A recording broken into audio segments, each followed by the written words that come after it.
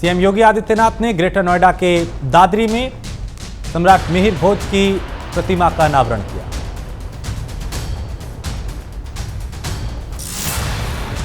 इस दौरान मुख्यमंत्री ने भारतीय जनता पार्टी की सरकार की उपलब्धियों का भी जिक्र किया। उन्होंने कहा कि पहले ये कहा जाता था कि जहां से गड्ढे शुरू हैं वहीं से यूपी की सीमा शुरू होती है, लेकिन अब हालात बदले हैं। अब उत्तर प्रदेश की पहचान बदल चुकी है। सीएम ने कहा कि पिछली सरकारों ने किसानों के साथ अन्याय किया है, हमने बिना भेदभाव के काम किया है, सबका साथ सबका विकास के साथ आगे बढ़े।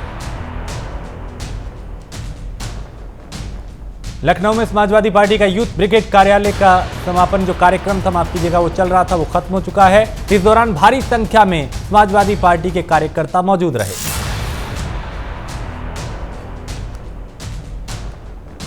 यूथ ब्रिगेड कार्यक्रम के दौरान समाजवादी पार्टी के कार्यकर्ताओं ने बूथ पर शिविर लगाकर मतदाताओं के नाम वोटर लिस्ट में शामिल कराए।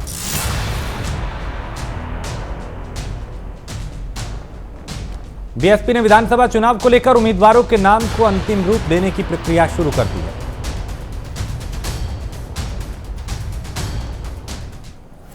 इसे लेकर बीएसपी जिलेवार सम्मेलन की शुरुआत भी करेगी, जहां जिला अध्यक्ष बीएसपी प्रत्याशियों के नाम का ऐलान करेंगे।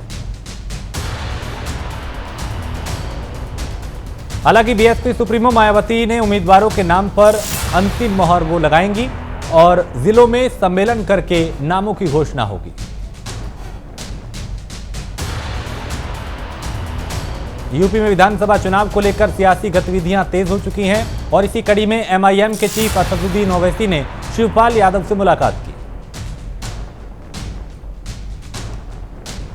दोनों नेताओं के बीच तकरीबन 3 घंटे तक बैठक चली। बता दें कि ओम प्रकाश राजभर और चंद्रशेखर रावण से मिलने के बाद शिवपाल से वो मिले।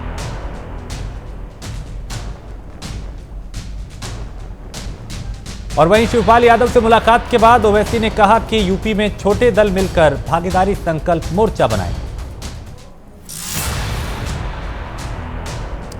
संभल में असदुद्दीन ओवैसी की होने वाली जनसभा के लिए लगाए गए पोस्टर को लेकर विवाद खड़ा हो गया।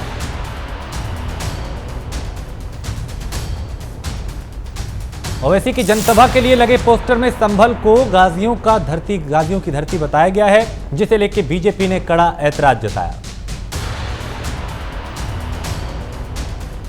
बीजेपी के चुनाव प्रभारी और केंद्रीय मंत्री धर्मेंद्र प्रधान अपनी टीम के साथ लखनऊ पहुंचे।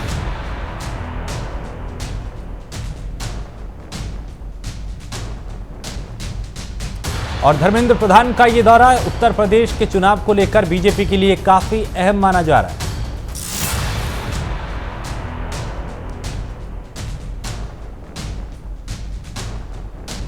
धर्मेंद्र प्रधान के दौरे के दौरान 3 दिन तक यूपी विधानसभा चुनाव को लेकर मैराथन मंथन होगा, जिसमें विधानसभा चुनाव की रणनीति पर चर्चा होगी।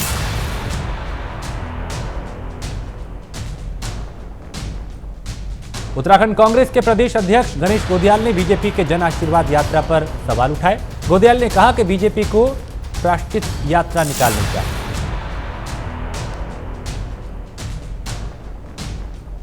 उत्तराखंड के पूर्व मुख्यमंत्री हरीश रावत ने कहा कि मेरी गंगा मैया से प्रार्थना है कि उत्तराखंड में भी कोई दलित मुख्यमंत्री बने। हरीश रावत ने उत्तराखंड में 1 लाख लोगों को सरकारी नौकरी देने के दिल्ली के सीएम अरविंद केजरीवाल के दावे पर भी पलटवार किया और कहा कि केजरीवाल ने दिल्ली में सिर्फ 6000 लोगों को ही 7.5 साल में नौकरी दी। और इसी के साथ इस बुलेटिन में फिलहाल इतना ही। देश प्रदेश की